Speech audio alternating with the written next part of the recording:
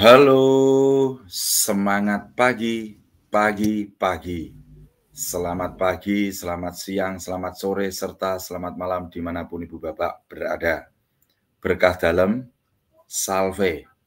Terima kasih buat Ibu Bapak semuanya, serta saudari-saudara saya semuanya. Yang tak henti-hentinya kami mengucapkan terima kasih, tak habis-habis. Karena Ibu Bapak selalu mensupport, mendukung kami, dan terkhusus doa-doa dari panjenengan semua untuk kami Damai Kasih Channel Team sampai detik hari ini masih bisa berkarya untuk melayani Ibu Bapak semuanya dalam keimanan Katolik. Dan juga kami juga berdoa untuk Ibu Bapak semuanya dan juga untuk keluarga besar Damai Kasih Channel semuanya senantiasa diberikan kesehatan, keselamatan, dan juga kekuatan, serta ditambahkan iman untuk Ibu Bapak semuanya, serta tambahan rezeki setiap hari dalam beraktivitas. Tetap semangat dalam berkarya, tetap selalu santun dalam menulis ketik-ketik di live chat. Tema hari ini berkaitan dengan kita menanggapi Abuna Daniel Biantoro untuk yang kesekian kalinya. Ini mengenai sejarah gereja mula-mula, di mana dari video beliaunya itu kayak, mohon maaf ya, disclaimer sekali lagi, saya mohon maaf, tidak adanya kejujuran Romo Abuna atau Romo Daniel Biantoro ini dalam mengungkap suatu sejarah gereja. Seperti apa? Nanti kita bedah satu persatu, poin per poinnya dalam video beliau tersebut. Sebelum dimulai, saya persilakan untuk prolog terlebih dahulu dari Om Usro, terus setelah itu Om Fixero. Silakan Om Usro, salve berkah dalam. Salve berkah dalam, Paman DKC, Paman Fixero, dalam selamat malam ya. Jadi ini masih ada hubungannya ya, menanggapi mengenai tentang keutamaan Petrus maupun keutamaan gereja Roma ya. Yang tentunya bagi gereja-gereja yang memisahkan diri ya, tentunya akan memakai atau membuat dalil-dalil menurut perspektif mereka untuk menyangkal keutamaan Petrus maupun gereja Roma. Jadi seperti itulah yang terjadi, baik maupun ortodok maupun gereja-gereja yang setelah abad 16, mereka semua kan tidak mengakui kepemimpinan Petrus ya. Jadi mereka akan selalu membuat argumentasi mengenai untuk menentang hal itu. Nah, kita akan lihat apakah argumentasi yang mereka pakai ya, apakah benar sesuai sejarah atau tidak ya. Jadi kita akan menanggapi dengan pandangan perspektif dengan gereja Katolik ya. Ini siaran sudah live ya tentunya, dan di YouTube tentunya juga mungkin ada orang-orang Katolik yang sudah melihat dan mendengarkannya. Jadi supaya nggak bias bagi umat Katolik, kita akan mencoba meluruskan pandangan gereja Katolik seperti apa terhadap pernyataan-pernyataan beliau ini gitu. Jadi demikian Om Paman DKC. Terima kasih. Ya, terima kasih Om Usro untuk prolognya. Saya persilakan untuk Fixero prolognya, berkah dalam. Ya, salve. Berkah dalam Paman DKC, Paman Usro ya. Jadi ya kita mau melihat lah ya, berkah dalam. Jadi mungkin ini kan pandangannya Romo Daniel Biantoro ya. Nah, saya nggak tahu apakah pandangannya Romo Daniel Biantoro ini mewakili pandangan keseluruhan ortodoks ya, karena kita tahu ortodoks itu juga tidak satu ya. Jadi yang namanya gereja ortodoks itu bukan seperti gereja Katolik Roma, karena gereja ortodoks itu pun terdiri dari beberapa ritus, beberapa kepatriakan, dan antara satu patriark dengan yang lainnya itu tidak mempunyai otoritas yang berwenang atas kepatriakan lain. Jadi ya ya masing-masing mungkin mereka mempunyai pausnya sendiri, ya kita juga nggak tahu. Tapi kalau kita mau kembali kepada sejarah kekristenan mula-mula, apakah seperti itu? Apakah pada saat gereja mula-mula itu mereka mengakui satu kepemimpinan, atau hanya sekedar seperti Romo Daniel bilang, mempunyai kedudukan yang setara, tidak ada yang mengungguli yang lainnya, atau tidak adanya itu yang namanya keutamaan Petrus ya. Kita lihat aja, karena kita juga sama-sama belajar ya untuk melihat bagaimana kebenaran sejarah iman kekristenan mula-mula. Ya, dari saya itu aja Om, terima kasih. Oke, terima kasih Om Musro, Om Fik. Sebelum dimulai, siapkan sesajennya Ibu Bapak semuanya, karena materi ini agak lumayan panjang ya. Jadi nutrisi-nutrisi dalam tubuh Bapak mendapatkan asupan yang sehat. 4 sehat, 5 sempurna. Mari kita mulai dengan memutar video beliau. Terlebih dahulu kita ambil poin-poinnya. Oke.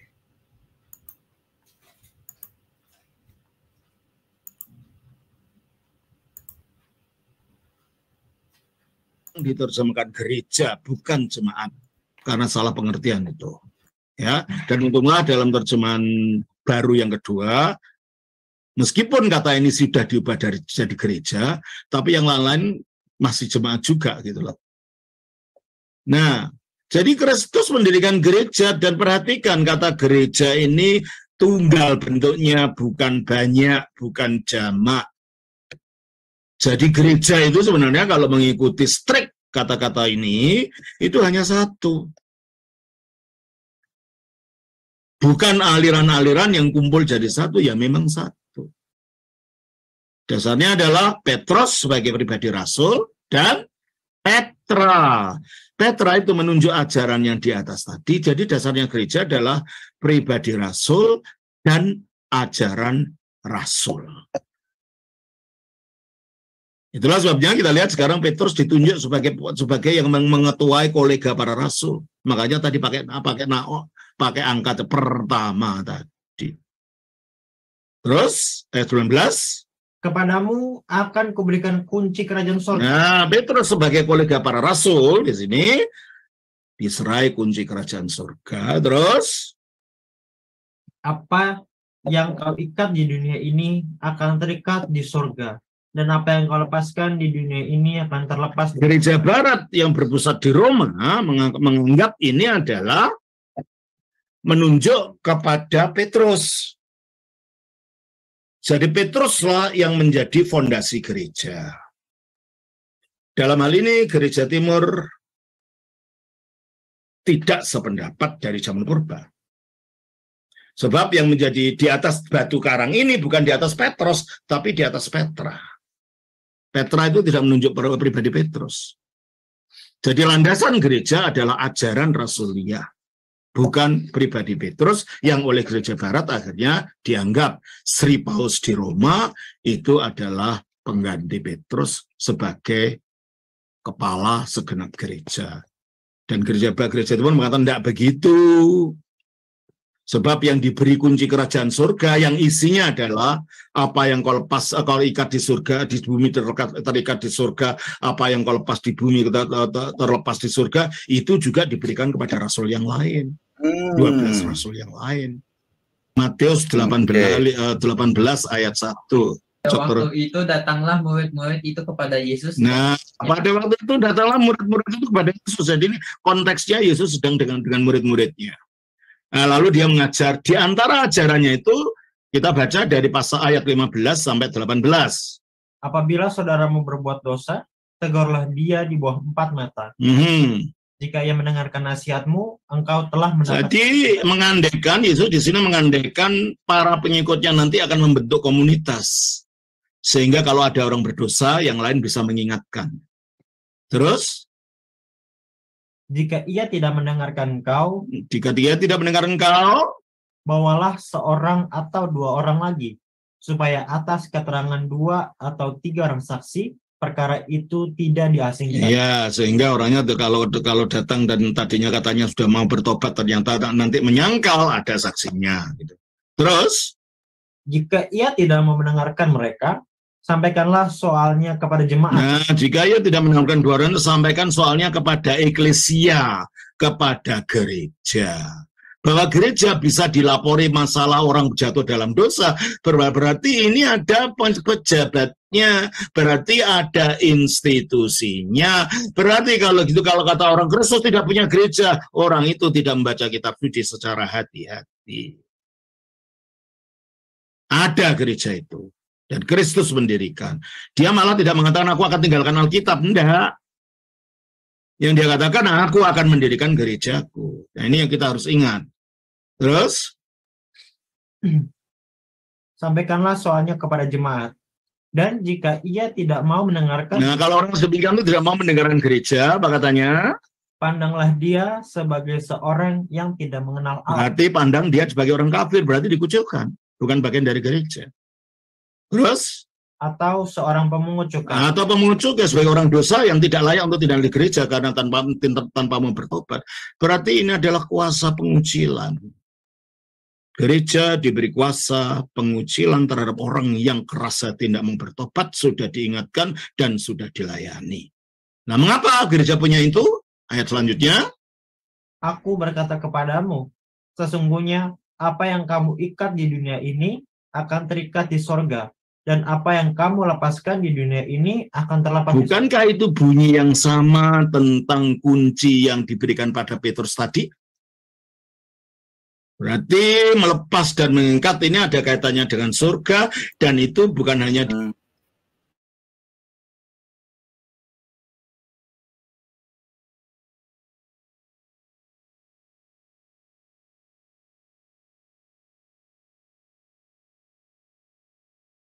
pun yang menjadi pimpinannya, sebab pimpinan gereja hanya Yesus Kristus saja.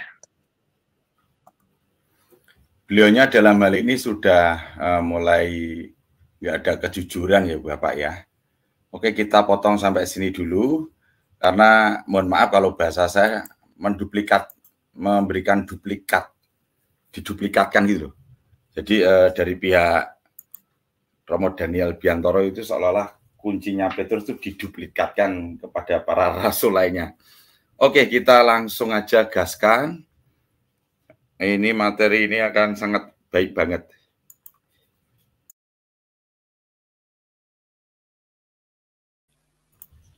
Ya, oke. Selamat malam. Ya, saya coba ya sedikit memberikan tanggapan ya terhadap cuplikan video tadi yang dikatakan oleh Romo Biantoro. Beliau mengatakan bahwa pandangan sejama gereja zaman berdiri tidak seperti itu, pandangan gereja timur ya. Nah, kita lihat dulu seperti ini. Nah,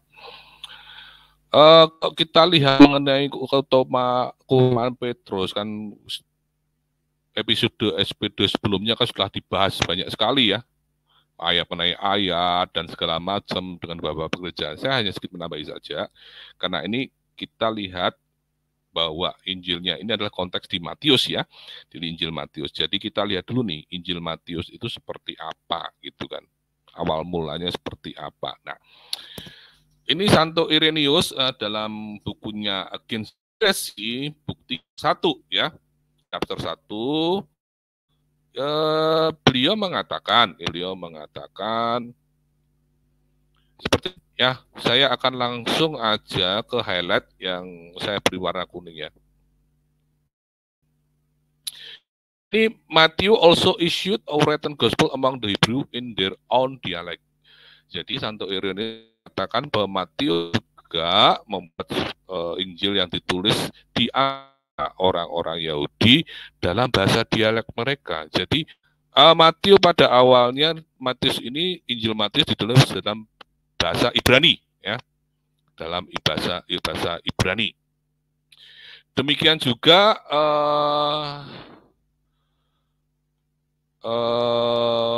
Santo Jerome ya, Santo Jerome juga mengatakan seperti itu di dalam bukunya The Viris Illustribus atau On Illustrious Man. Di sini kita lihat Matthew ya. Matthew, also called Levi, apostle and aforetime publican, composed a gospel of Christ at first published in Judea in Hebrew for the sake of those of circumcision who believe, but it was afterward translated into Greek, though by what author is uncertain. Ya, jadi Santo Jerome atau Hieronymus juga mengatakan bahwa Matius itu juga menulis Injil tentang Kristus pada awalnya dipublikasikan, diperuntukkan di Judea untuk orang-orang Ibrani, dalam bahasa Ibrani, untuk orang-orang yang bersunat, yang percaya. Dan kemudian Injil ini baru diterjemahkan dalam bahasa Yunani oleh pengarang yang tidak diketahui. Ya. Jadi baik Santo Irenaeus maupun Santo Jerome mengatakan pada Matius itu menulis Injil dalam bahasa Ibrani. Nah, coba kalau kita di Matius 18, ya, kalau kita lihat dalam konteks Ibrani, di mana juga pada saat itu Tuhan Yesus juga berbicara dalam bahasa Aram, ya, dalam bahasa Aram. Maka bunyinya di Matius 18 itu akan seperti ini. Bukan lagi Petrus dan Petra, ya kan, karena kalau kita setelah ditranslatekan ke Yunani, karena bahasa Yunani itu gender sehingga akan kenal namanya Petrus dan Petra. Tetapi kalau kita dalam bahasa aslinya, maka kan bunyinya begini. Dan saya akan berkata padamu bahwa kamu Kepa, dan di atas Kepa aku akan mendirikan gerejaku. Jadi apa? Tuhan Yesus mendirikan gereja di atas Petrus. Di atas Petrus, bukan tadi apa? Bukan ajaran-ajarannya. Ya, bukan ajaran-ajaran, tapi berdiri di atas Petrus. Nah, kemudian beliau juga menyampaikan bahwa rasul-rasul yang lain diberikan kuasa untuk mengikat dan melepas, dan mengasumsikan, menganggap bahwa kuasa melepas itu sama dengan kunci yang diberikan oleh Petrus. Nah, kita lihat di ayat tadi yang disebutkan yang di Matius tadi, kan? Kalau kita lihat baca di Matius ya 18 ayat 1, 15, 18, Tuhan Yesus mengatakan kepadamu, sesungguhnya apa yang kamu ikat di dunia ini akan terikat di surga, dan apa yang kamu lepaskan di dunia ini akan terlepas di surga. Tuhan Yesus tidak mengatakan, aku akan memberikan kunci. Tetapi dia memberikan kuasa. Ya, yang terikat di surga sama seperti dengan Matius 19, betul. Tetapi konteksnya di sini ada yang diberikan kuasanya, ada yang apa? Kuasa mengikat di surga dan melepaskan di dunia ini akan terlepas di surga. Tidak ada hubungannya dengan kunci. Lain. Nah, kita lihat dulu nih kemana. Apa yang dimaksud terikat di surga dan apa yang kamu lakukan terikat di bumi dan terikat di surga itu maksudnya apa? Kita coba lihat di Katekismus Gereja Katolik ya, di nomor 1444. Tuhan memberi kepada para rasul kuasanya sendiri untuk mengampuni dosa. Ia juga memberikan kepada mereka otoritas untuk mendamaikan para pendosa dengan gereja. Aspek gereja ini dari tugas ini terutama kelihatan dalam perkataan meriah Kristus kepada Simon Petrus. Kepadamu akan kuberikan kunci kerajaan surga, titik. Apa yang kau ikat di dunia ini akan terikat di surga. Dan apa yang kau lepaskan di dunia ini akan terlepas di surga. Di Matius 16 ayat 19. Jelaslah bahwa tugas mengikat dan melepas yang diserahkan kepada Petrus ternyata juga diberikan kepada Dewan Para Rasul dalam persekutuan dan kepalanya. Ya, tadi di Matius 18 ayat 18, gitu kan. 1445. Kata-kata mengikat dan melepaskan berarti siapapun yang akan kamu kucilkan dari persekutuan, maka Allah pun akan mengucilkannya dari persekutuan dengan dirinya. Siapapun yang kamu terima kembali dalam persekutuanmu, maka Allah pun akan menerimanya kembali dalam persekutuan dengan dirinya. Perdamaian dengan gereja tidak dapat dipisahkan dari perdamaian dengan Allah. Konteks mengikat dan melepaskan itu di sini. Bukan dikunci, karena kalau kita melihat kunci, ya kunci itu ada berhubungan dengan otoritas, kuasa. Ya, kita lihat yang sudah pernah dibahas kan di Yesaya 22 kalau nggak salah kan, di mana Eliakim kan diberikan kunci Yang bertugas adalah apa? Memegang kekuasaan ketika raja tidak ada. Demikian juga Petrus diberikan kunci adalah memberikan otoritas kepemimpinan kepada Petrus ketika nanti Tuhan Yesus sudah naik ke surga, tidak ada di bumi. Maka kepemimpinan gereja diletakkan pada Petrus. Karena dari satu-satunya orang yang diberi kunci kerajaan surga hanya Petrus. Tidak ada perkataan Yesus memberikan duplikat kunci kepada rasul yang lain. Tuhan Yesus memberikan kuasa mengenai mengikat dan melepaskan itu. Dan itu tidak ada hubungannya dengan konteks kunci itu. Kalau kita lihat di sini ya, tadi yang Ika. Demikian juga kita lihat nanti Profesi Katolik, Gereja Katolik di sini. Nah, Yesus kembali menganugerahkan otoritas khusus pada para rasul. Selain itu, Kristus menetapkan hierarki di sini, di mana para rasul adalah pengadilan banding khusus untuk masalah perselisihan publik. Wewenang ini tidak diberikan melalui pemungutan suara rakyat, melainkan melalui struktur gereja yang didirikan secara ilahi. Kuasa untuk mengampuni dosa diberikan oleh Yesus kepada para rasulnya secara langsung dan melalui para rasul kepada penggantinya. Otoritas ini memiliki mereka yang menolak akan berdebat adalah sebagai orang kafir dan pemungut cukai. Juga bahwa otoritas memiliki makna rohani karena keputusan mereka akan diikat atau dilepaskan di surga. Jadi keputusan mengikat dan melepaskan ini ada konteksnya dengan apa? Pengadilan di sini ya terhadap orang-orang berdosa di sini. Bukan kepada otoritas kepemimpinan. Ya, saya kira ini penjelasannya cukup jelas ya di sini ya. Mungkin ada tambahan dari Paman Dikaji maupun Paman Fixero ya sebelum kita nanti ada poin-poin lain yang kita akan jelaskan lagi itu. Oke, saya persilakan Fixero dulu. Silakan Fix. Ya lanjut aja, nggak apa-apa. Saya nyimak kok. Lanjut. Lanjut dulu aja Om. Lanjut Om. Silakan. Nah, nanti ini juga ada dengan keistimewaan Gereja Roma ya, Gereja Roma. Jadi kalau memang pihak ortodoks mengatakan bahwa setara jadi tidak ada keistimewaan ya, tetapi kita lihat fakta pada gereja mula-mula Roma mendapatkan kedudukan istimewa dibanding gereja-gereja yang lain.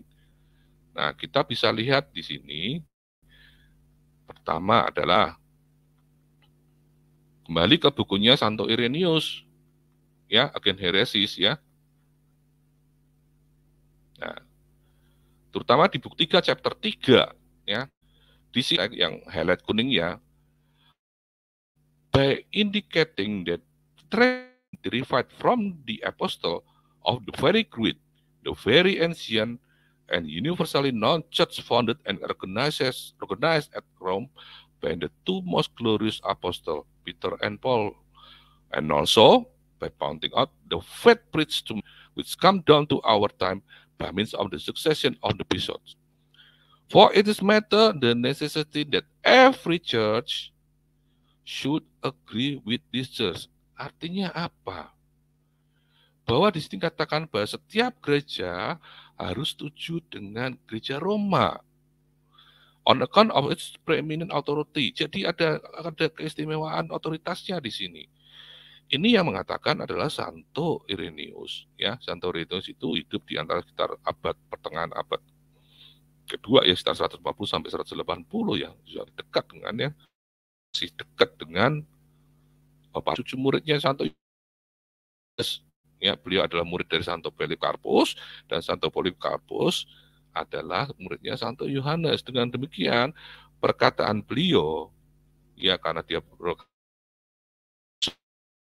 bisa dipercaya mengenai keadaan gereja pada saat waktu itu, di awal-awal mula, di mana gereja Roma mempunyai keistimewaan.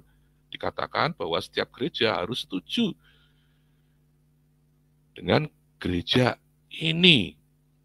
Nah, selain Irenaeus, bisa lihat di Optatus ya, Optatus, Homilies Against the Donatics Book 2. Nah, di chapter 2 kita akan dikatakan di sini, he proves from the Cathedra Petri that the cathedra which is the first endowment of the church belongs to Catholics, not Donatis. Nah, saya terjemahnya langsung karena di dalam bahasa Inggris sudah saya translate. Jadi gini, jadi kami telah membuktikan bahwa gereja Katolik adalah gereja yang tersebar di seluruh dunia. Sekarang kita harus menyebutkan anugerahnya dan melihat di mana kelima pemberkahannya yang telah Anda katakan 6. Di antaranya, katedra adalah yang pertama. Dan karena pemberkahan kedua yaitu Angelus tidak dapat ditambahkan kecuali seorang uskup telah duduk di katedra, kita harus melihat siapa yang pertama duduk di katedra dan di mana dia duduk. Jika Anda tidak tahu, pelajari. Jika Anda tahu, akui. Ketidaktahuan tidak dapat dikaitkan dengan Anda, itu berarti Anda tahu. Bagi orang yang tahu, berbuat salah adalah dosa. Yang tidak tahu kadang-kadang dapat diampuni. Anda kemudian tidak dapat menyangkal bahwa Anda tahu bahwa Petrus adalah pertama di kota Roma dianugerahkan katedral episkopal, di mana Petrus duduk, kepala semua rasul, untuk alasan yang disebut bahwa di dalam katedral yang satu ini persatuan harus dipertahankan oleh semua. Jangan sampai para rasul lainnya mengklaim masing-masing untuk dirinya sendiri katedra yang terpisah, sehingga ia yang harus mendirikan katedra kedua melawan katedra yang unik yang sudah menjadi skematis dan berdosa. Artinya di sini apa? Di sini bahwa Petrus sebagai pertama di Roma dan juga kedudukan gereja Roma ini yang istimewa sini, karena Petrus duduk di sana kepala semua rasul. Bahwa orang yang mendirikan katedra yang untuk menyamai gereja Roma akan melawan yang katedra ini dan sudah menjadi skematis. Jadi dari Santo Irenaeus mengatakan posisi kedudukan istimewa dari gereja Roma. Ya, di sini jelas ya keutamaannya bahwa dikatakan bahwa sejak mula-mula tidak seperti itu anggapnya. Nah, intinya bahwa Petrus dan gereja Roma diakui pada awal gereja di situ. Ya. Jadi mungkin kan alibinya karena posisi ortodoks sudah memisahkan diri. Jadi dia akan mencari argumen bagaimana untuk mempertandakan standing posisinya ini. Dan kita bisa lihat bahwa sejak mula-mula itu pun ya keutamaan Petrus dan keutamaan gereja sudah diakui pada gereja awal-awal di situ. Itu Om, tambahan dari saya Om. Ya, thank you Om Musro. Mau ditambahkan lagi, Fixero? Mana? Ya lanjut Om, lanjut. Nyimak. Oke. Ini untuk video pertama sudah clear ya Om Usro ya. Kita lanjut videonya ya Om. Gitu. Ya, saya kira sudah clear ya. Jadi kalau pembahasan mengenai yang panjang lebar, mengenai keutamaan Petrus kan sudah ditampilkan berjilid-jilid itu ya. Bisa dilihat di sana penjelasan Alkitabiahnya dan bapak gereja yang lain. Itu jelas. Jadi Oke. Saya coba. Yang selanjutnya di menit keberapa Om Usro? Suaranya kok hilang? Yang 1 jam 21. Suaranya Om? 1 jam 07. 1 jam 07. 1 jam 07, oke. Ya, 1 jam 07.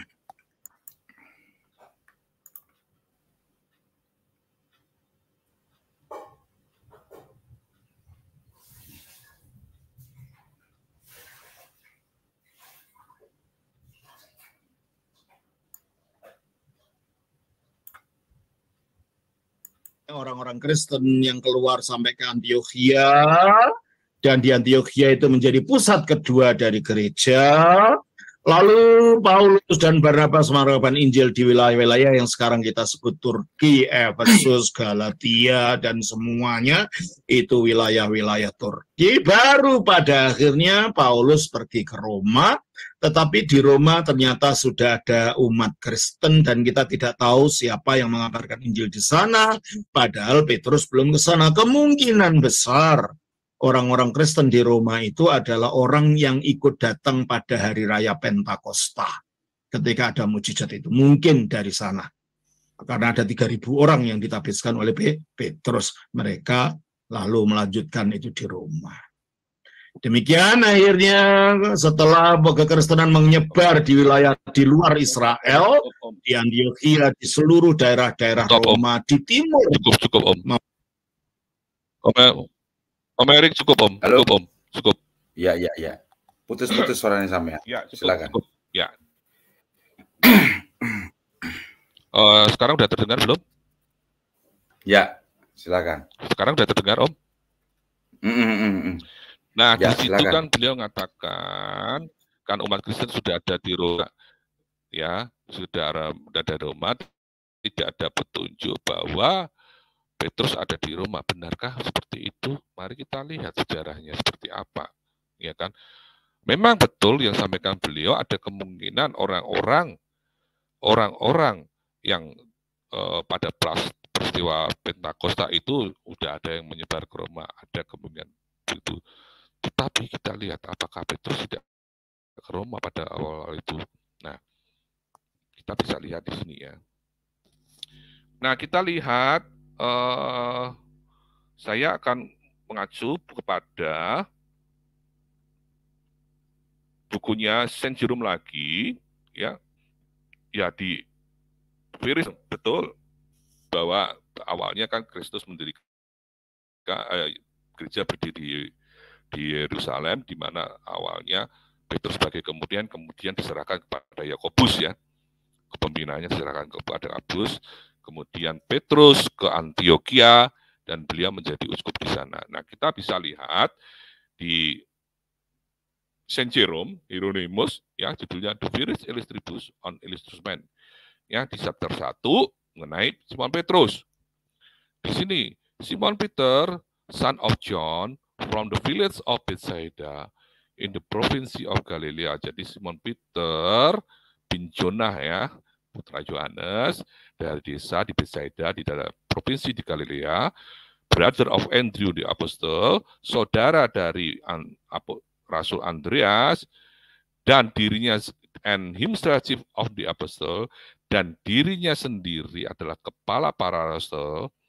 After having been bishop of the church of Antioch, setelah menjadi uskup di gereja Antioquia, dan setelah berkhotbah di dispersion oleh orang-orang sunat yang percaya di Pontus, Galatia, Kapadokia, Asia, dan Bitinia, tahun kedua oleh Kaisar Claudius untuk mengejar iman bagus dan mendirikan, ya, kursi sucinya di sana selama 25 tahun sampai pada akhirnya pada masa 14 tahun pemerintahan Nero. Nah, di sini dikatakan setelah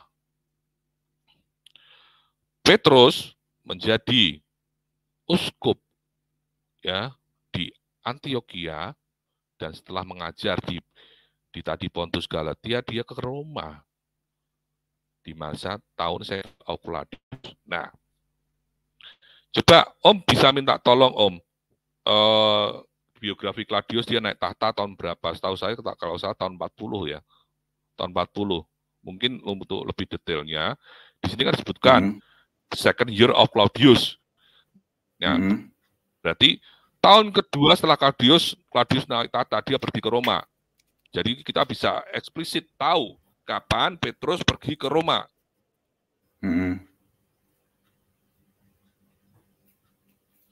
Mungkin Petrus pergi ke Roma, ya. Petrus pergi ke Roma, ya. Dia mengenai Kaisar Claudius. Enggak. Oh, kita lihat Claudius aja. Claudius, biografinya Claudius. di Wikipedia aja nggak apa-apa, dia naik tahta tahun berapa itu. Dia kan tahun kedua setelah Claudius ya. Tahun kedua setelah Claudius naik tahta, dia berangkat ke Roma. Jadi kita bisa tahu spesifik Petrus ke Romanya kapan. Oke. Wikipedia ini ya berarti ya, biar netral ya. Ya. Claudius, Ya, ini. Kaisar Claudius. Oh itu Ini, Tiberius. Nah Claudius. Ini Claudius. Tiberius Nah, Claudius Kaisar Agustus. Nih. Ya, dia naik tahta kapan? Tatanya. Diklik toh.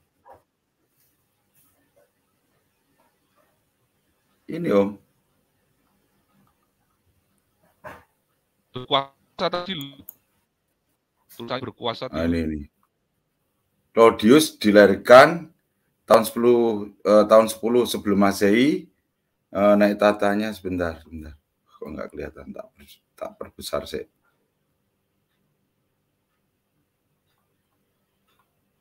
Hmm.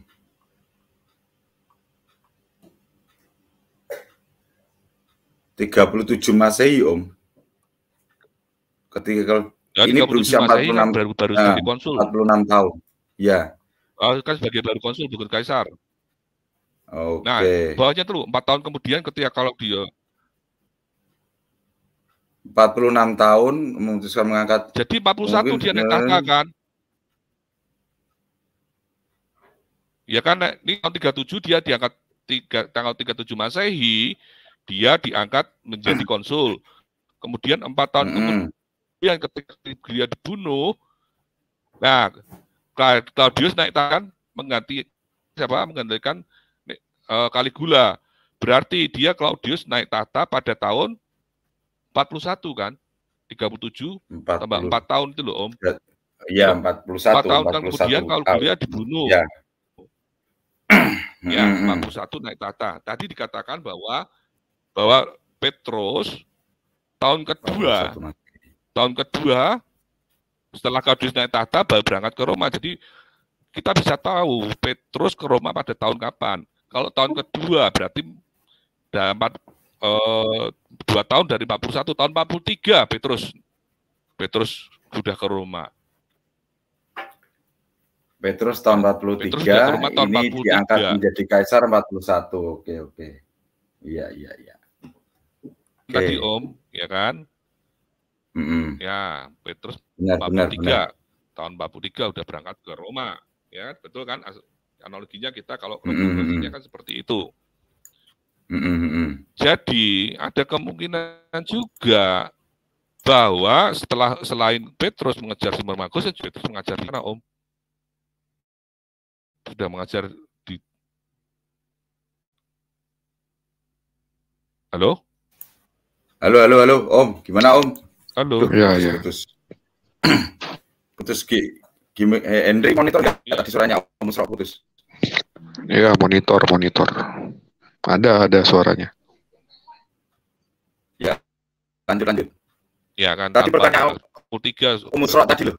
Aduh, hilang suaranya. Aduh. Halo? Suaranya Om Doni. Sudah dengar? Ya, ini. Dengar. Henry coba tesin suaramu. Vixero. Tes. Nah, enak. Kenapa? Tes. Iya. Oke, lanjut. Lanjut Om. Om Musro. Ya, jadi kan selain ada kemungkinan bahwa orang-orang yang dari masa Pentakosta itu yang sudah ke Roma untuk memberikan pengajaran, tapi juga Petrus juga mengajarkan juga kan ke Roma pada setelah tahun 43 gitu kan. Jadi kalau dikatakan bahwa Petrus pada itu tidak ada di Roma, belum ada kan ya nggak ada kesalahan di sini karena di sini jelas dikatakan dari Petrus ke Roma pada tahun 43. Ya. Oke Om, ini aja tanggapan yang untuk poin itu tuh Om. Mungkin ada tambahan dari Om Vixero? Silakan Vic, saya belum dulu. Silakan Vic. Ya, jadi Sebenarnya kalau mau ambil dari pandangan Bapak Gereja juga ya, ini dari Santo Cyprianus, itu di abad ketiga, ya saya lupa nih kalau nggak salah dari Kartago ya, Kartago atau Hippo, seorang uskup, ya seorang uskup ini, ya Kartago ya, uskup Kartago. Ini dalam kutipan dari suratnya berjudul Epistola LXX1 atau mungkin Epistola 71 ad Quintum ya. Santo Cyprianus memang menegaskan bahwa Yesus Kristus adalah satu-satunya pemimpin atau kepala gereja dan bahwa tidak ada satu individu atau gereja pun yang bisa mengklaim keutamaan yang sama dengan Petrus. Ya, jadi menurut Santo Cyprianus kepala gerejanya tetap Yesus, tapi untuk keutamaannya ya nggak ada gereja atau individu manapun yang bisa mengklaim keutamaan yang sama dengan Petrus. Ya, walaupun memang Tuhan Yesus adalah kepala gerejanya. Nah, menurut Santo Cyprianus juga keutamaan Petrus hanya terbatas pada dirinya sebagai salah satu dari 12 rasul. Ya, jadi di antara ke-12 rasul ini yang terutama ya Santo Petrus. Nah, dalam suratnya yang lain juga yang berjudul Epistola LIII atau Epistola 53 et Cornelium Papam. Nah, itu judul suratnya. Santo Cyprianus menyatakan bahwa Gereja Katolik Roma memiliki kedudukan yang istimewa dalam gereja karena ia didirikan oleh Petrus dan Paulus. Ia juga mengakui bahwa kepausan adalah sebuah institusi penting dalam gereja dan bahwa otoritas gereja harus dihormati dan dipatuhi. Ya, jadi dari surat yang tadi itu Santo Cyprianus menjelaskan karena gereja Roma itu didirikan oleh Santo Petrus dan Paulus. Nah, selanjutnya dari suratnya lagi Santo Cyprianus ya menekankan bahwa sebentar. Nah, dia menekankan dalam suratnya yang Epistola L111 ya atau Epistola 53 ad Cornelium Papam. Dia menegaskan bahwa siapapun yang tidak bersatu dengan uskup Roma, baik secara teologis maupun struktural, tidak bisa dianggap sebagai bagian dari gereja Kristus. Ya, jadi mereka yang tidak bersatu dengan uskup Roma, baik secara teologis maupun struktural. Jadi di masa itu sudah tidak bisa dianggap sebagai bagian dari gereja Kristus. Nah, itu penegasan dari Santo Cyprianus. Nah, Santo Cyprianus berpendapat bahwa kesatuan gereja didasarkan pada persatuan dengan uskup Roma sebagai penerus Santo Petrus dan pemimpin gereja universal. Baginya, otoritas uskup Roma adalah kunci untuk mempertahankan keutuhan doktrin gereja dan memastikan konsistensi ajaran-ajaran gereja di seluruh dunia. Oleh karena itu, ia menyatakan bahwa tidak mungkin bagi seseorang untuk mengaku sebagai orang Kristen jika mereka tidak bersatu dengan uskup Roma dan tidak mengakui otoritasnya. Nah, kita juga harus lihat, meskipun pandangan ini sangat ketat dan keras ya, penting juga untuk diingat bahwa Santo Cyprianus itu hidup di masa yang sangat sulit, khususnya dalam sejarah gereja. Karena ketika itu gereja itu sedang menghadapi perpecahan dan konflik dalam doktrin dan struktur. Belum lagi itu adalah masa-masa penganiayaan dari otoritas Kekaisaran Roma. Ya, jadi itu adalah masa-masa di mana gereja dalam masa penganiayaan dan sedang banyak tumbuhnya ajaran-ajaran bidat ya. Ya, nah jadi itu penegasannya lagi untuk kebersatuan secara teologi dan struktural dengan uskup Roma untuk kalau kita mau mengakui diri kita sebagai seorang Kristen ya harus bersatu dengan uskup Roma Nah, itu pendapat dari Santo Siprianus. Ya, dari saya mungkin itu aja dulu, Om. Terima kasih. Thank you, Vic. Silakan Om Musro, masih ada videonya lagi, menit keberapa? Ya, 1 jam 21 menit. Suaranya, aduh, suaranya hancur. Dideketin 1 jam lagi, 21 headsetnya menit. jauh banget. Hah? 1 jam Berapa? 21 menit. 1 jam 21 menit. Oke.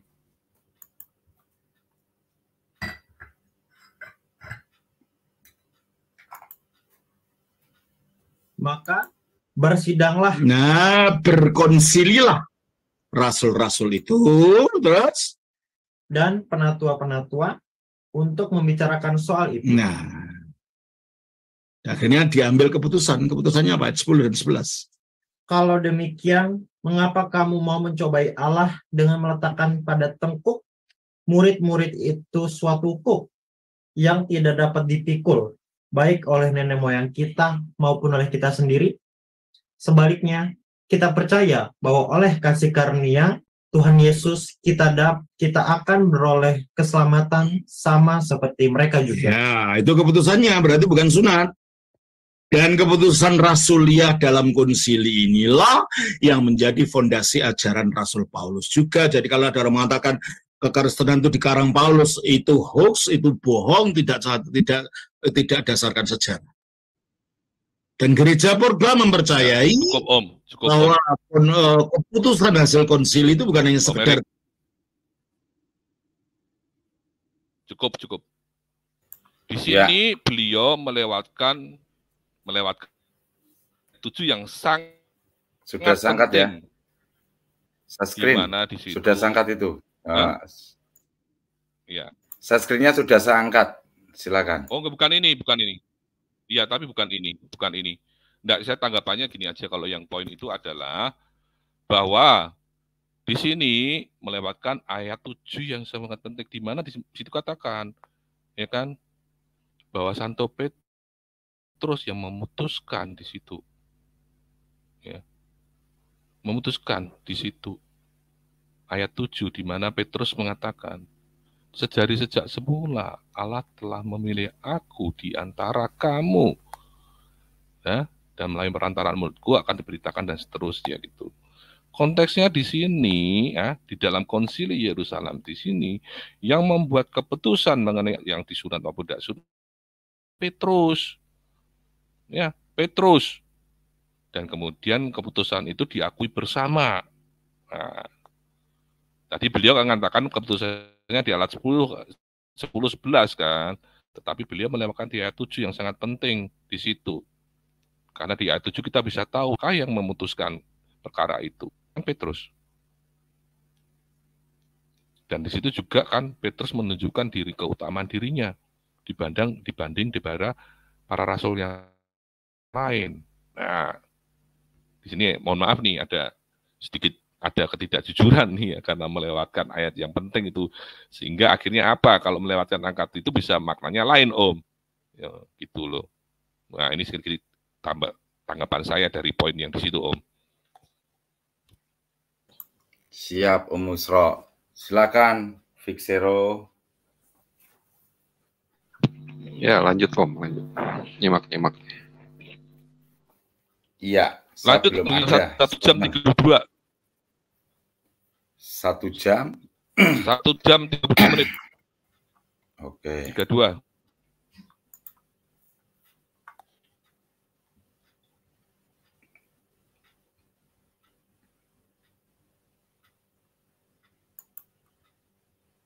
Ya, ajaran yang heterodoks.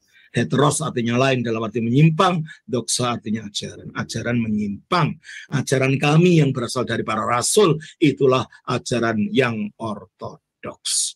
Jadi baik Katolik maupun Ortodoks itu bukan nama gereja, itu sifat gereja. Kalau Katolik sifat keutuhan ajaran Injil dalam gereja, kalau Ortodoks menekankan lebih pada kelurusan ajaran yang berasal dari rasul. Jadi waktu itu tidak ada nama gereja, itu tidak ada. Gereja ya gereja gitu aja ya. Nah, baik. Nah, akhirnya Oke. Di sini Om, cukup Om. Semua hadir Cukup, yang Om. Cukup. Di sini Nah, boleh saya beliau nanggapi. mengatakan, Di sini boleh saya oh ya pada ya. waktu Lanjut silakan. Ya, Ya, monggo silakan. Silakan dulu Om. Oke. Saya dulu atau jenengan dulu? Ini, Om Doni dulu aja, silakan monggo. Oke, benarkah pada waktu itu gereja Katolik belum ada? Nah, kita bisa lihat Om. Tolong share screen saya Om.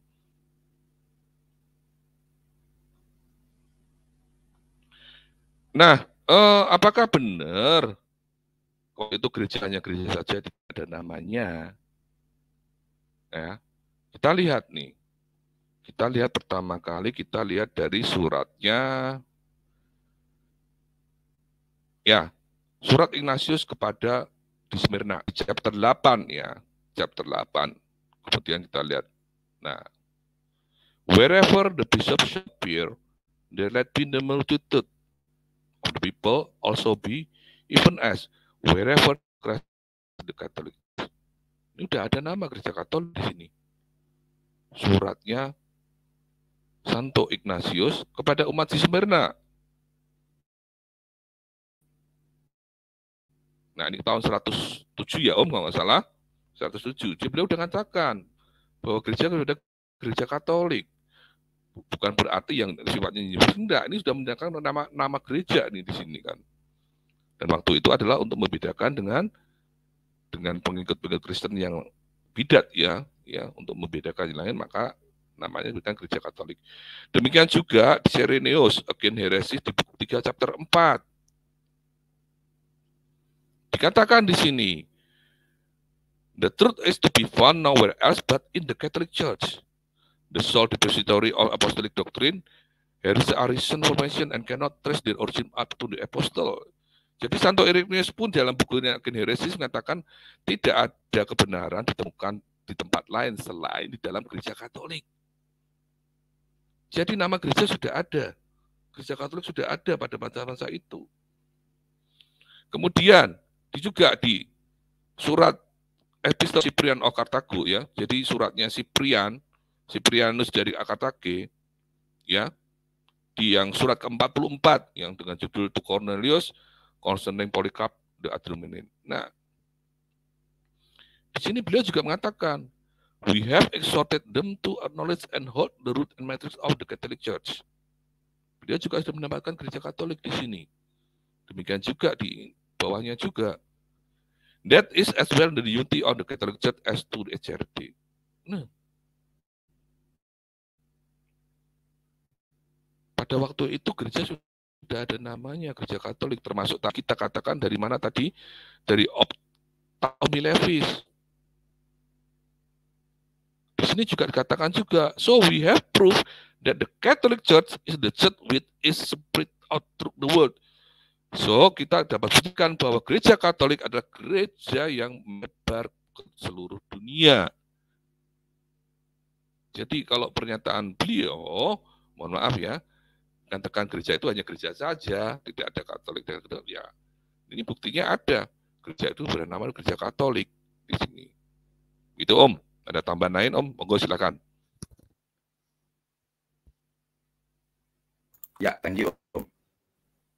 Saya akan share screen ya. Tadi penjelasannya Om Doni itu padat Ibu Bapak ya, Om Musro itu. Ini agak ngik dulu lah. Ya. Oke, kita mulai ya. Sudah cukup besarnya apa kurang ini? Fixero, Om Musro? Cukup. Ya. Untuk Ibu Bapak, ya. Ibu Bapak dan rekan-rekan, serta terkhusus untuk Romo Daniel Biantoro. Katolik itu banyak arti kata. Dan Katolik berasal dari frasa kata keterangan dalam bahasa Yunani yaitu katholo, yang berarti secara keseluruhan. Secara keseluruhan, saya bol ini ya. Meskipun baru abad keempat, kredo-kredo tersebut mulai menekankan katolisitas sebagai ciri khas gereja. Dan referensi pertama untuk Santo Ignatius dari Antioquia di awal abad kedua. Di mana uskup muncul, disitulah orang-orang berada. Sama seperti di mana Yesus Kristus berada, disitulah gereja Katolik. Maksud dari Santo Ignatius di dalam ayat ini yaitu bahwa komunitas gereja lokal memiliki realitas, memiliki kehidupan, dan hanya sejauh ia menjadi bagian dari gereja universal yang bersatu dengan kepala rohaninya. Ini, Ibu Bapak, adalah pengertian di mana tulisan lain dari abad kedua berbicara tentang Santo Polikarpus. Santo Polikarpus itu meninggal di tahun 156 sebagai uskup gereja Katolik di Smyrna. Dan Tuhan Yesus Kristus sebagai gembala gereja Katolik sedunia. Gereja Katolik sekaligus bersifat lokal dan universal. Tetapi tidak dalam arti bahwa gereja universal adalah sebuah konfederasi gereja-gereja lokal. Tidak seperti itu, nggih. Gereja lokal itu adalah gereja Allah di suatu tempat tertentu. Korintus, 1 Korintus 1 ayat 2, Smyrna. Karena alasan ini, tidak mungkin untuk berbicara tentang kekatolikan terlepas dari kesatuan gereja. Gereja itu adalah satu. Bukan persatuan gereja adalah satu. Bukan kesatuan dari bagian-bagian, tetapi kesatuan dari banyak bagian dalam arti menjadi satu kesatuan. Hal ini karena apa? Hal ini karena katolisitas menyiratkan keutuhan, kesatuan. Maka pengakuan iman rasuli dalam pengakuan iman kepada Roh Kudus Gereja Katolik tidak secara eksplisit menyatakan bahwa gereja itu juga satu. Di abad ketiga, Katolik telah dikenal sebagai sebuah tanda karakteristik yang membedakan gereja dari kelompok-kelompok sektarian, pembangkang, heresi, sesat dalam suatu komunitas Kristen yang lebih luas. Selama penganiayaan Decian sekitar tahun 250, martir Pionius, seorang imam gereja di Smyrna, mengidentifikasi dirinya kepada para hakim sebagai seorang Kristen. Para hakimnya kemudian bertanya kepadanya, kepada gereja apakah Anda termasuk? Dan ia menjawab, kepada gereja Katolik. Pionius merujuk kepada gereja di seluruh dunia yang kesatuan imannya disaksikan oleh para uskup dalam persekutuan yang disaksikan oleh para uskup, persekutuan satu sama lain. Dalam pengertian inilah fragmen Muratorian dipahami ketika menyebutkan kanon kitab-kitab suci yang diterima dalam gereja Katolik. Dengan demikian, iman Katolik pertama-tama menandakan ajaran yang secara umum dipegang di seluruh dunia dan kemudian menunjukkan ortodoksi, ajaran yang lurus, sebuah jaminan akan doktrin otentik yang datang kepada kita dari para rasul. Namun pada dasarnya, Katolik bukanlah masalah geografis. Sebuah bagian yang mencolok dalam Siril dari Yerusalem, tahun 350, kata Katolik diartikan sebagai sesuatu yang universal dalam setiap arti kata. Gereja disebut Katolik, katanya karena ia membentang di seluruh dunia, dari ujung bumi yang satu ke ujung bumi yang lain. Dan karena ia mengajarkan secara universal dan lengkap satu dan semua doktrin yang harus diketahui manusia mengenai hal-hal yang kelihatan maupun yang tidak kelihatan, yang surgawi maupun yang duniawi, dan karena ia membawa ke dalam, menundukkan kepada kesalehan seluruh umat manusia, baik yang memerintah maupun yang diperintah, yang terpelajar maupun yang tidak terpelajar. Dan karena itu secara universal memperlakukan dan menyembuhkan seluruh dosa yang dilakukan oleh jiwa atau kebajikan yang disebutkan. Baik dalam perbuatan, perkataan, dalam setiap jenis karunia rohani. Meskipun dikatakan bahwa pengaruh Santo Agustinus membuat para teolog abad pertengahan, dan selanjutnya berpikir tentang Agustinus membuat para teolog ini berpikir tentang Katolik terutama dari sudut pandang geografi, kenyataannya apa? Kenyataannya ia memahami keseluruhan. Segera setelah ia menjadi uskup Hippo tahun 396, Agustinus perlu ini untuk berurusan dengan perpecahan kaum Donatis. Ini nggak perlu saya lanjut ya Ibu Bapak ya. Jadi di literasi ini sudah dikatakan Romo Daniel, kata Katolik sudah ada. Cuma saya panjangan lebih detailnya kalau Om Usro tadi agak dipendekkan. Mungkin mau ditambahkan Vic, silakan Vic. Ya, jadi mungkin kalau mau merujuk ke kata gereja Katolik ya, rujukan awal memang dari awal abad kedua ya, melalui suratnya Santo Ignatius dari Antioquia kepada jemaat di Smyrna, itu sekitar tahun 107 Masehi. Jadi udah masuk di abad kedua. Jadi dalam kutipannya itu dia menyebut dirinya sebagai uskup oleh kehendak Allah sesuai dengan gereja yang ada di Smyrna yang dijaga oleh Allah Bapa dan Yesus Kristus dan yang dikenal sebagai gereja Katolik di seluruh dunia. Nah, itu suratnya Santo Ignatius kepada jemaat di Smyrna ya, di bab ke-8. Lalu kutipan surat lain itu adalah Santo Ignatius menggunakan istilah gereja Katolik untuk menggambarkan kesatuan dan universalitas gereja Kristen. Contohnya saat dia mengirimkan surat kepada jemaat di Philadelphia.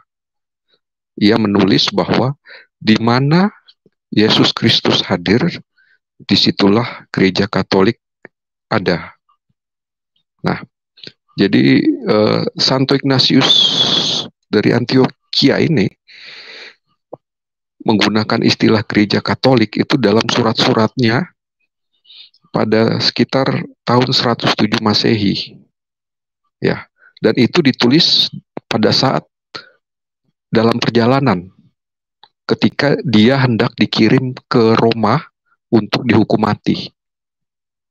Ya, jadi bagaimana itu kita bisa mengenang ya Santo Ignatius dari Antioquia dalam perjalanan untuk dihukum mati, dia masih menyempatkan diri untuk menuliskan surat-surat kepada beberapa jemaat, dan di situ isinya salah satunya adalah mengenai gereja Katolik itu.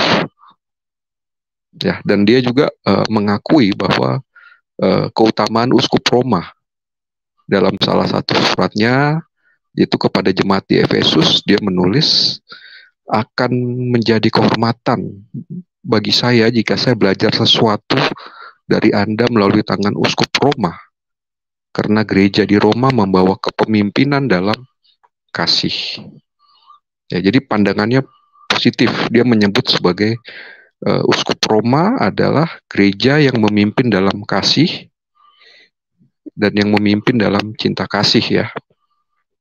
Gitu. Jadi dan Santo Ignatius juga mengakui bahwa uskup Roma itu mempunyai otoritas dan keutamaan ya dalam memelihara kesatuan gereja.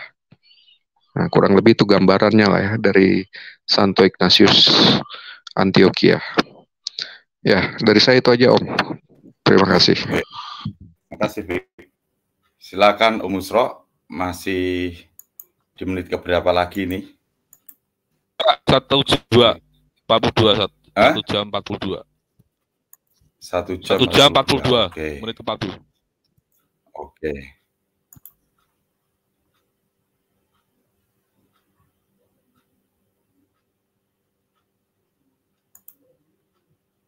yang bersifat monarki, ya satu kepemimpinan, yaitu kepemimpinan Sri Paus. Ini yang akhirnya menjadi konflik antara dua visi tentang gereja, antara gereja timur dan gereja barat ini. Nah, konsili kedua. Tak lama kemudian, saudara, ada seorang Syria, beretnis Syria yang menduduki jabatan sebagai patriark di Konstantinopel. Suatu hari dia itu sangat getol melawan bidat-bidat sampai terlalu getolnya sampai dia sendiri terperosok. Dengan mengatakan bahwa kita tidak boleh memanggil Bunda Maria sebagai Theotokos. Artinya dia yang memberi kelahiran secara daging kepada Allah. Maksudnya Sang Sabda. Maria hanya boleh disebut sebagai Christotokos, ibunya Kristus. Bukan Theotokos, ibunya Allah atau ibunya Tuhan. Padahal kita menyebut dia begitu. Coba kita baca ayat 43. Siapakah aku ini sampai ibu Tuhanku datang mengunjungi aku? Siapakah aku ini sampai ibu Tuhanku? Jadi Elizabeth oleh bimbingan Roh Kudus menyebut Maria sebagai apa? Ibu Tuhan. Itu kata-kata bukan karangan gereja manapun. Itu kata-kata langsung keluar dari Alkitab. Om Erik. Ini menit 1 jam 43. Sudah. Halo? Coba di menit yang tadi dimulai dari 42. 1 jam 42. 41, 42. Coba. 41 aja yang mulai dari situ. 42 persis. Nah, gitu. Itu. Mereka hanya melihat Sri Paus saja sebagai satu-satunya yang mempunyai mata rantai dengan rasul, yaitu terutama Rasul Petrus, sehingga dalam gereja barat terbiasa dengan sistem gereja yang bersifat monarki, ya satu kepemimpinan, yaitu kepemimpinan Sri Paus. Ini yang akhirnya menjadi konflik antara dua visi tentang gereja, antara gereja timur dan gereja barat ini. Sampai sini? Ya, sebetulnya kayak coba kita mulai dari 40 nih, kayaknya tadi kan agak mundur lagi ya, 40, betul. Barat di medsos, hati-hati dengan ajaran-ajaran itu. Itu ajaran yang sudah lama ditolak oleh gereja. Nah, pada waktu itu juga lalu diputuskan karena Konstantinopel sudah jadi ibu kota besar, maka pusat gereja yang tadinya cuma 3, di barat 1 di Roma, di timur 2 di Alexandria dan di Antioquia, ditambah 2 lagi yaitu Yerusalem yang sudah dibangun, diangkat menjadi pusat gereja yang kelima. Sementara pusat gereja yang di Konstantinopel menjadi yang kedua sesudah Roma, sebab Konstantinopel adalah ibu kota yang baru, sehingga pada zaman itu ada 5 pusat gereja, yang 1 pusat di barat berpusat di Roma, yang 4 pusat di timur, itulah gereja di Konstantinopel, di Alexandria, di Antioquia, dan di Yerusalem. Dan sistem pemerintahan gereja semacam inilah yang disebut sebagai sistem pentarki. Arki itu bisa pusat, bisa kepemimpinan, penta artinya 5. Sistem pentarki.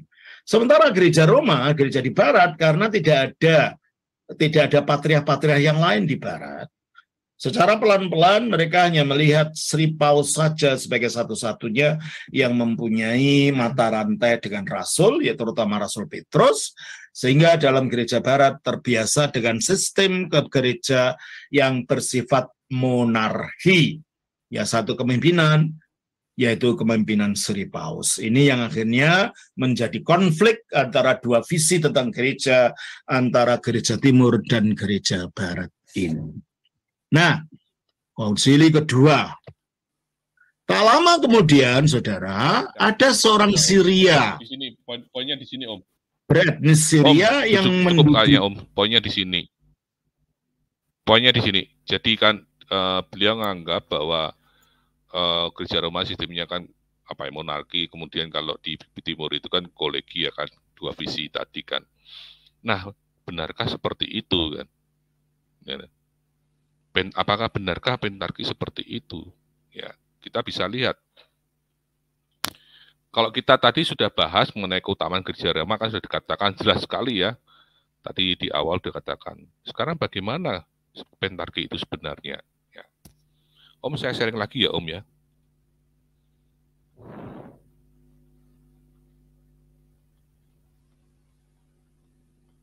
Halo. Udah itu Om, silakan. Udah nampak jak tadi, silakan. Sudah ya, sudah kelihatan ya Om ya? Sudah. Oke. Jadi gini ya mengenai pentarki ya. Jadi betul. Jadi pada setelah Konsili Chalcedon itu, setelah Konsili Chalcedon tahun 401 dibentukkan 5 patriarkat, yaitu Roma, ya, Konstantinopel, Alexandria, Antioquia, dan Yerusalem. Nah, urut-urutannya seperti itu. Roma itu adalah di barat, sedangkan Konstantinopel, Alexandria, Antioquia, dan Yerusalem di sebelah timur. Nah, kalau kita lihat sebelum pembentukan Patriarkat Konstantinopel itu mendapat tantangan dari Roma. Ya, ketika tahta baru mendapatkan kehormatan telurnya pada kursi pertama Konstantinopel. Roma menolak untuk menerima kanon tersebut. Ketika Konsili Chalcedon pada tahun 1451 menetapkan menjadi patriarkat yang nyata, kanon 28, para utusan dan kemudian Paus sendiri menolak untuk mengakui. Ya. Alasan penolakannya adalah Konstantinopel hanyalah merupakan penerus uskup suffragan kecil di bawah Heraklea, tetapi mengambil posisi kedua setelah Roma. Kemajuan Konstantinopel menjadi patriarkat sama sekali tidak dapat dibenarkan, merupakan kode baru dan tidak kanonik. Tahta itu bukan apostolik, tidak memiliki tradisi yang mulia, tidak ada alasan pun untuk bertempat pertama di Timur, tetapi hanya masalah politik sekular. Jadi, ya karena kedudukan Bizantium, Konstantinopel itu karena menjadi ibu kota yang baru, ya, jadi karena alasan politik ya, sehingga ditempatkan di posisi kedua, gitu kan. Di situ, nah, bagaimana sih sistem pentarki itu sendiri? Nah, di sini perbedaan antara timur dan barat saat itu adalah pertama-tama gini. Paus di barat bukan hanya pimpinan tertinggi, tetapi juga patriark lokal, maka sebutannya patriark barat. Jadi masing-masing tadi, baik Roma, Konstantinopel, Yerusalem, Alexandria, dan Antioquia, itu mempunyai wilayah yurisdiksi sendiri-sendiri. Roma mempunyai kekuasaan wilayah sendiri, demikian juga Konstantinopel, demikian juga yang lain mempunyai sendiri-sendiri, dan mereka tidak boleh mencampuri urusan ini ya, dalam arti masing mereka otonom. Tetapi Patriark Barat dalam ini Roma adalah dia mewakili orang-orang Kristen Timur sebagai otoritas pengadilan terakhir untuk masalah-masalah yang sangat serius setelah patriark mereka sendiri tidak mampu menyelesaikan. Tetapi bagi orang Latin sendiri, di barat dia adalah kepala langsung, otoritas langsung atas uskup mereka. Jadi perbedaannya di sini. Karena Roma itu adalah ada satu-satunya kepatriarkan di sana, ya, Roma, maka uskup-uskup langsung ke Roma. Jadi baik itu langsung karena hanya sendirian di sana. Tetapi di timur lain, karena dia mempunyai patriark sendiri, maka semua perusahaan-perusahaan ada di penyelesaian masalah ada pada patriarknya masing-masing dulu. Jadi kalau pada patriark tidak bisa menyelesaikan, maka Romalah yang akan mengambil keputusan. Ya, jadi situ tidak dikatakan bahwa semuanya setara, tidak. Tetapi tetap Roma mempunyai kedudukan istimewa, meskipun juga mempunyai yurisdiksi sendiri. Nah, ini pentarki maksudnya di sini. Jadi kalau dikatakan tidak ada sebagai otoritas pemimpin, ya itu tidak benar juga, karena kenyataan di sini adalah Roma adalah gereja induk dalam banyak hal. Ya, memang kesetiaan orang-orang Kristen Timur di sisi lain pertama-tama tertuju pada patriarknya sendiri, karena masing-masing patriark mempunyai juri sendiri, wilayah sendiri. Jika patriark tidak bisa menyelesaikan permasalahan sendiri, maka barulah Roma mengambil keputusan sebagai banding terakhir. Ya, jadi kalau di Roma itu kan bisa langsung, ya, karena dia langsung kepada patriark di Roma.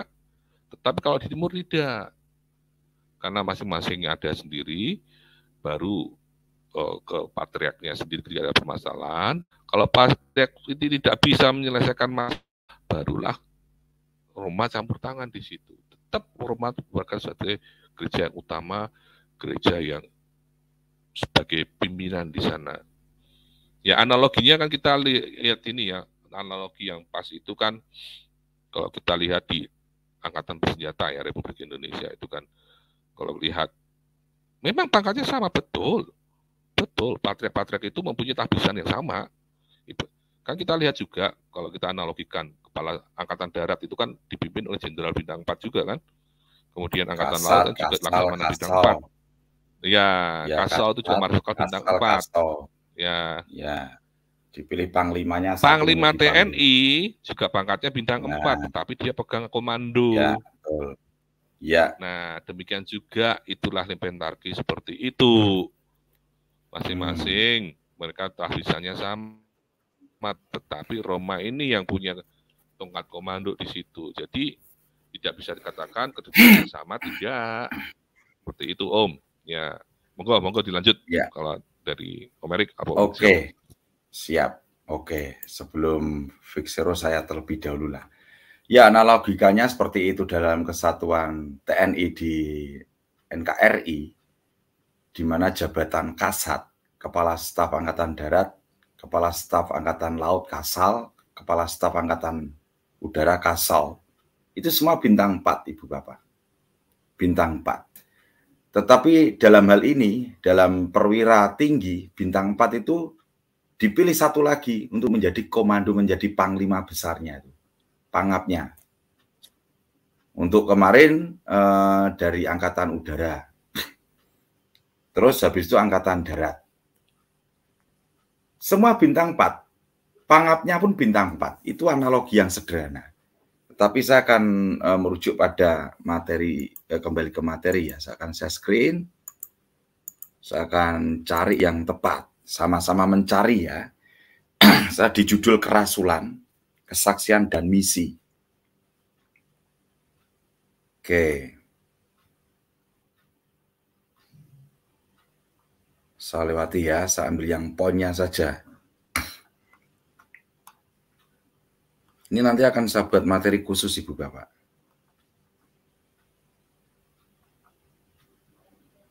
Oke ya.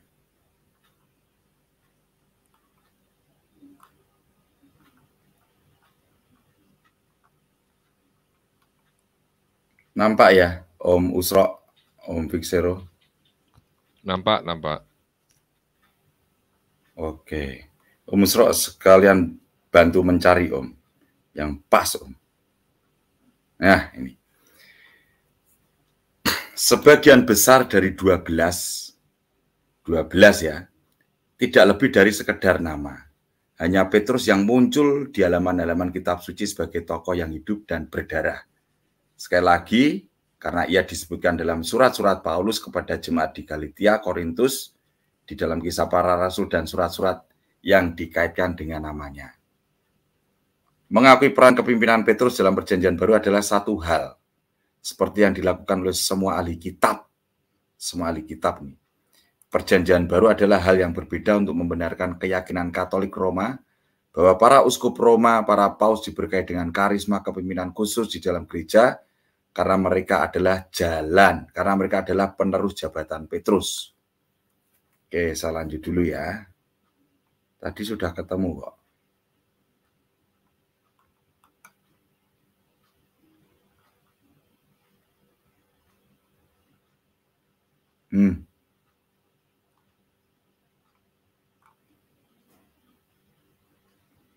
Ini. Tujuan mereka bukanlah untuk menemukan bukti atau melawan kepausan seperti yang telah muncul dalam sejarah, tetapi hanya untuk melihat apakah mungkin untuk mencapai suatu kesepakatan tentang peran Petrus di dalam gereja rasuli. Sebuah ini bukan satuan tugas ya, yang tepatnya itu sebuah hierarki ya, kepatriakan, melaporkan kesimpulan mereka di bawah dua judul. Pertama, karir historis Simon Petrus dalam pelayanan Yesus dan di dalam gereja mula-mula. Kedua, gambaran Petrus dan peran yang dikaitkan dengannya dalam pemikiran perjanjian baru. Kita ambil langsung aja. Secara singkat, temuan mereka adalah sebagai berikut. Simon, salah satu dari mereka yang pertama kali dipanggil, sangat menonjol di dalam kelompok sahabat-sahabat Yesus selama masa hidupnya, dan di antara mereka yang tetap menjadi murid-murid yang aktif setelah kematian dan kebangkitannya. Bahkan kisah pelayanan Yesus tidak diceritakan tanpa menyebutkan Simon, meski dalam catatan Injil namanya sering dikaitkan dengan Yakobus dan Yohanes. Langsung aja poin ya, sebentar tak carikan. Tadi sudah ketemu ya.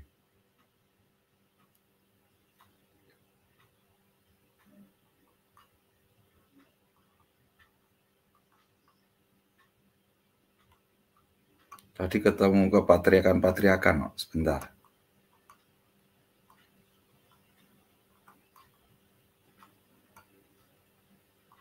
Begitu banyaknya literasi ini, Ibu Bapak.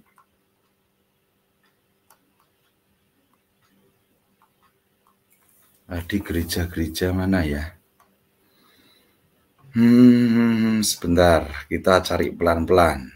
Nah, ini. Jabatan Petrus, dan akhirnya ada gambaran Petrus sang yang lemah dan berdosa. Tetapi ia juga merupakan pola dasar dari orang berdosa yang bertobat. Orang yang kurang iman, yang kecil ini diselamatkan dari tenggelam oleh Yesus. Matius 14 ayat 28-31 ya.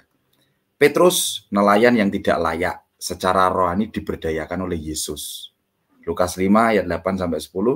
Dan dengan pertobatan yang sungguh-sungguh menjadi sumber kekuatan bagi orang lain.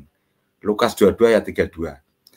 Ketika kita beralih dari gambaran Petrus dalam perjanjian baru ke gambaran yang ditemukan dalam perjanjian pasca apostolik dan patristik, di sini Bapak kita melihat gereja, khususnya gereja di Roma, secara sadar memelihara dan mengembangkan apa yang kemudian dikenal sebagai jabatan Petrus. Ini ya, ini sabel ini. Nah, ini kan enak ini. Gereja-gereja lokal yang teguh dengan identitas mereka di dalam gereja Katolik dengan tekun memupuk persatuan dan solidaritas di antara mereka sendiri dalam menghadapi bidat, menghadapi perpecahan, dan keragaman budaya. Mereka memandang kepada gereja di Roma. Mereka itu memandang kepada gereja di Roma, Ibu Bapak. Untuk apa? Untuk mendapatkan kepimpinan. Dan Roma tidak ragu-ragu untuk mengintervensi kehidupan gereja-gereja yang jauh dari ajaran yang sebenarnya. Mungkin saja seperti yang diyakini oleh kaum Ortodoks Timur, gereja-gereja di Korintus, Lyon, dan Kartago, bahkan Alexandria, itu mencari bimbingan dari Roma. Karena apa? Karena kekaisaran Roma melambangkan kesatuan dunia Mediterania. Ini loh. Jelas? Akan tetapi, gereja di Roma sebagai pewaris oleh Petrus, saksi utama dari penderitaan Yesus, gembala, imam, yang dipercayakan dengan tugas untuk meneguhkan dan menguatkan iman saudara-saudara. Pengaku iman yang benar dan benteng pertahanan terhadap ajaran dan guru-guru palsu. Nih. Oke, sekian aja. Ini masih banyak sebetulnya. Silakan Vic, saya sudah dapat poinnya Vic. Monggo Vic.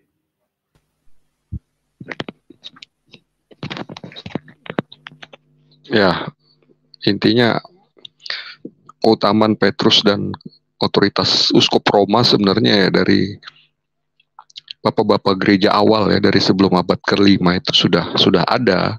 Kalau kita mau menggali ya banyak kutipan-kutipan dari surat-surat bapak gereja itu ya, yang berisi pandangan mereka tentang keutamaan uskup Roma dan keutamaan Petrus itu sendiri, yang menyangkut juga tentang otoritas dan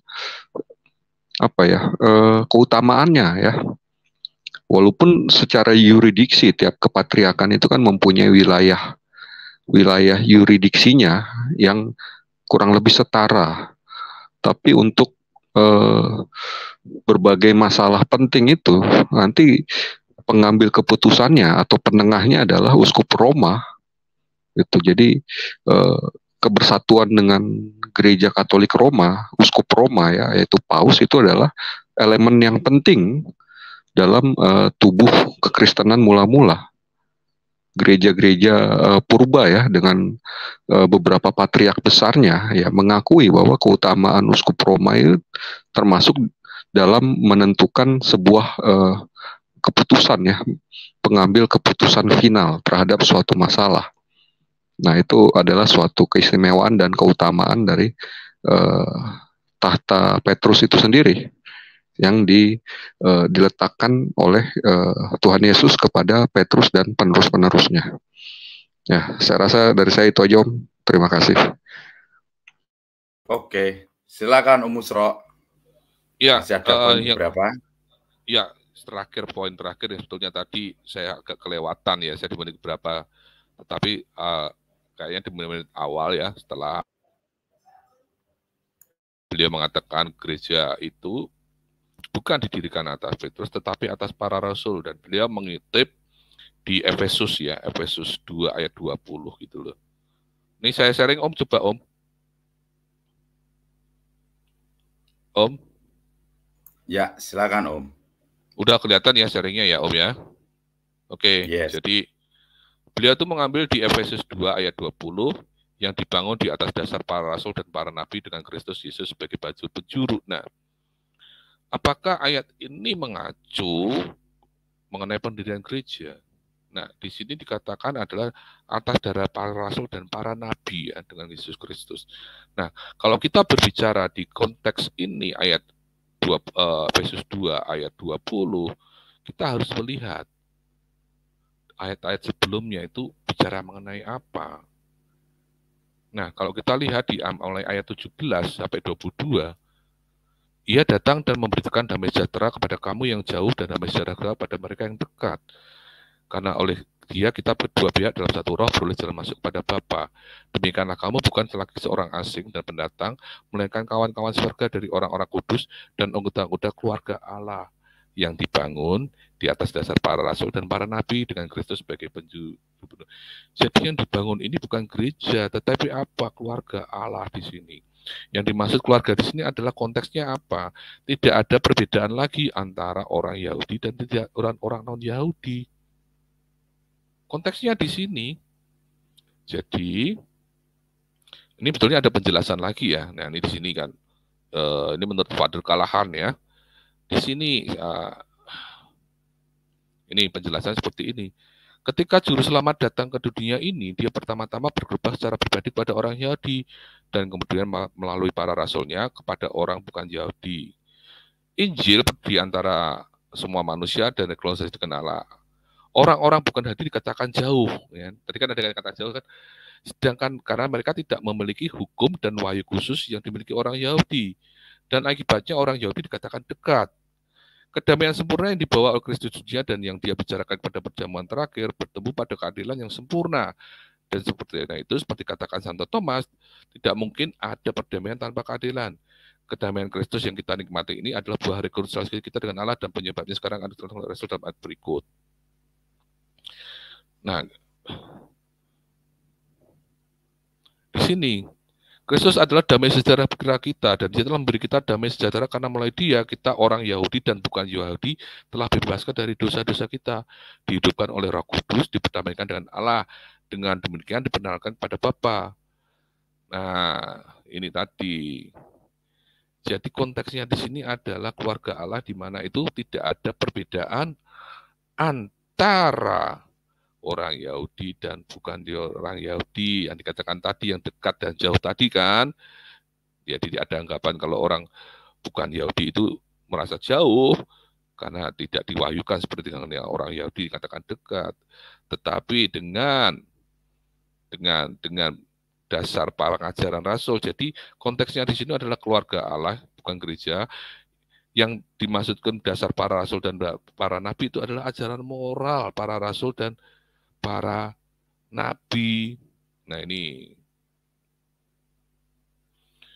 katakan dalam ayat 19 sampai 22, Santo Paulus akan menunjukkan perbedaan antara keadaan sekarang dan keadaan sebelumnya dari bangsa-bangsa lain dan persamaan sempurna mereka dengan orang Yahudi. Dia akan mengilustrasikan kesetaraan orang bukan Yahudi dengan orang Yahudi dalam persekutuan Kristen dengan beberapa metafora yang berbeda dengan kota atau negara bagian lain, di mana mereka menikmati hak warga negara yang dinaturalisasi oleh sebuah rumah tangga, di mana mereka menjadi anggota keluarga Allah. Itu oleh sebuah bangunan di mana mereka dan orang Yahudi adalah batu hidup dan Kristus sebagai batu penjuru. Kesimpulannya, Anda lagi bukan orang asing terhadap perjanjian janjikan. Di situ baik sekarang konteksnya adalah baik orang Yahudi maupun Yahudi adalah penghuni rumah Bapa di dalam Kristus.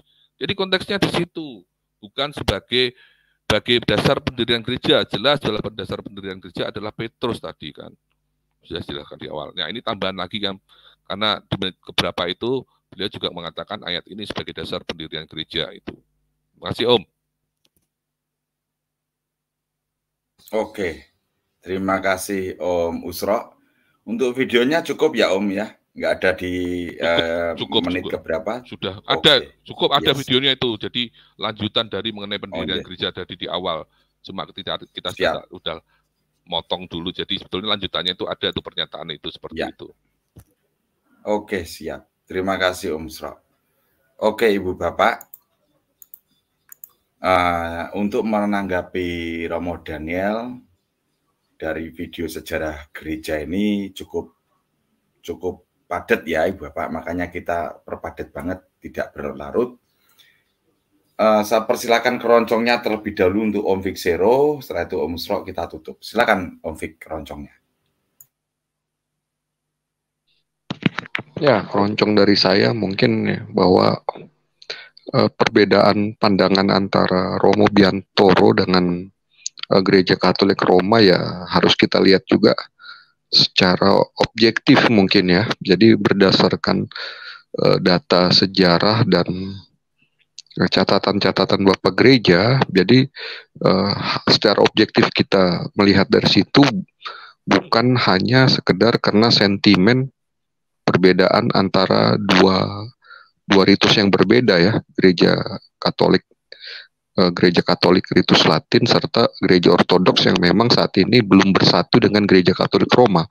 Tapi setidaknya kita tahu bahwa tentang keutamaan Petrus dan suksesornya ya, atau penerusnya itu suatu hal yang penting dari iman Kristen mula-mula, bahwa Bapak Gereja itu menyatakan bahwa kebersatuan ya, atau kebersatuan doktrin dan struktur dalam pengajaran iman Kristen itu sangat penting, alias gereja itu harus bersatu, dan pengakuan itu terhadap keutamaan dari gereja Roma ya, bukan sekedar untuk masalah yuridiksi atau sekedar kekuasaan, tapi ya perlunya kebersatuan doktrin pengajaran tersebut.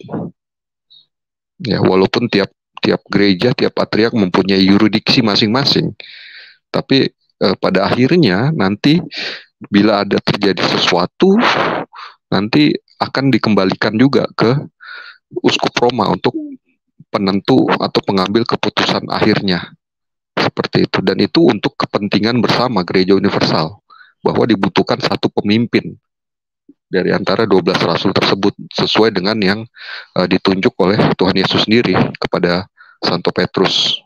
Nah, saya rasa itu aja Om. Terima kasih. Thank you, Vic. Silakan Om Musro keroncongnya. Iya, ini keroncong sedikit saja ya. Jadi kita lihat fakta aja lah. Kita lihat fakta apa yang terjadi di sini, di mana ketika melepaskan diri berpisah dari gereja Roma, ya kita bisa lihat apa yang terjadi. Apakah gerejanya bisa disebut satu? Nah, jadi kita bisa melihat yang gereja yang benar-benar satu itu gereja apa gitu kan? Kita lihat gereja Katolik Roma yang satu ya, meskipun terdiri dari macam-macam ritus, terdiri dari bermacam-macam apa ya gereja ya kan, gereja, tetapi satu dalam persekutuan dengan gereja Roma. Itulah gereja yang satu, yang dimana kita bisa juga beribadah di masing-masing gereja itu, melakukan ekaristi bersama. Tetapi kalau gereja yang memisahkan dari gereja Roma, apa yang terjadi? Perselisihan, ya. Perselisihan. Ya, dalam sejarah sudah membuktikan kan, ketika Inggris melepaskan diri menjadi gereja Anglikan, apa yang terjadi? Anglikan pun juga terpecah, munculnya Metodis dan lain segala macam kan. Kemudian juga Ortodok. Kita lihat apa yang terjadi di Ortodok. Mohon maaf, bukan saya kita mendeskripsikan atau tidak, tapi kita melihat kenyataan bahwa dengan sistem kolegialitas ini, ya ternyata apa terjadi? Saling ekskomunikasi, saling rebutan yuridiksi, ya saling, mohon maaf ya, gontok-gontokan sendiri antara, karena nggak ada figur yang menyatukan, begitu loh.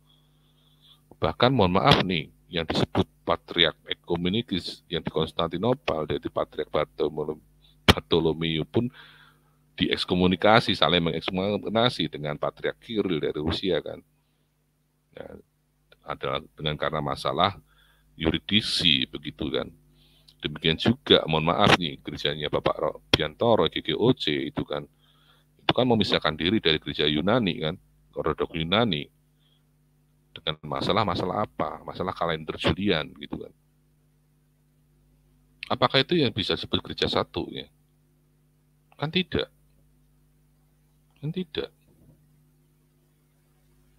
Meskipun ada kolegia persekutuan di situ, tapi kenyataannya adalah tidak ada guru yang bisa memutuskan terhadap permasalahan yang ada di dalam internalnya gitu kan. Ya demikian juga dengan Protestan. Berarti Om Musro. Ya. Om Musro. J. Berarti pihak Romo Daniel Biantoro itu tidak mengikuti kepatriarkan ini enggak ya? Berdiri sendiri kah, seperti itu kah? Ya, kalau kita lihat websitenya itu berdiri sendiri lagi. Ibaratnya kalau kita samakan itu ya, disclaimer saya ya, seperti itu gereja Old Catholic Church itu loh. Berarti beliau kan belum patriark toh, belum uskup toh, dia masih abuna kan? Enggak, tapi di dalam kelompoknya GGOC itu ada uskupnya metropolitan ya, bukan patriark ya. Ada uskupnya sendiri, ada uskup sendiri ya, tetapi tidak patriark ya, bukan patriark gitu. Nah terus nanti kalau menabiskan bagaimana Om itu? Ya kan mereka dia ikut ke uskupan mana kan. itu? Oh gitu ya. Apa? Ya kan ada uskupnya GGOC Om. Ada ya? Ada uskupnya GGOC ada. Ya lanjut Om. Sorry. Sama juga kan di Old Catholic kan juga ada uskupnya kan, tapi kan tidak kanonik kan.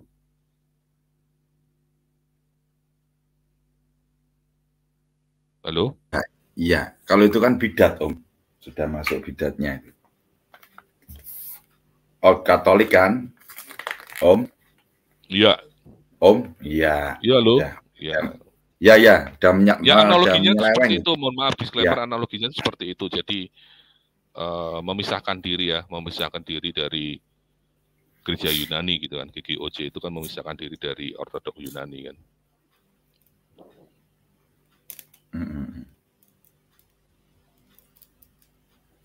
Ya, cukup Om keroncongnya. Ya, saya cukup keroncongnya di sini aja Om, sampai sini aja cukup. Oke, siap. Sudah 1 jam 40 menit ya. Oke, jadi begini Bapak, saya tidak tahu ya. Kemarin kita sudah berhari-hari menanggapi dari Deki Ngadas. Setelah nggak ada jawaban dari Deki Ngadas, pertanyaan-pertanyaan dari DKC, kok ini ada beliaunya ini menyampaikan sejarah gereja yang dimana, mohon maaf ya, disclaimer Ibu Bapak ya, kok nggak ada kejujuran gitu loh dari pihak Romo Daniel Biantoro.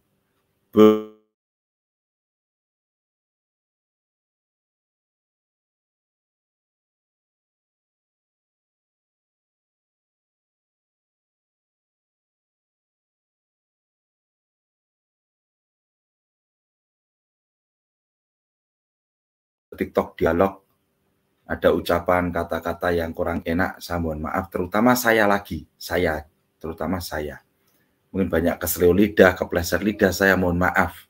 Sekali lagi saya mohon maaf sebesar-besarnya. Tetap semangat dalam berkarya, tunggu video-video dalam Damai Kasih Channel tim selanjutnya.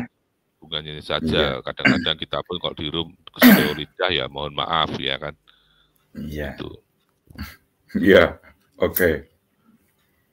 Tunggu lagi konten-konten dalam video DKC maupun live streaming dari dalam Damai Kasih Channel, tunggu saja. Ibu Bapak tetap jaga kesehatan selalu, tetap semangat dalam berkarya. Akhir kata dari kami semuanya, berkah dalam salve. Tuhan Yesus memberkati, Bunda Maria mendoakan melindungi kita semua. Amin. Salve.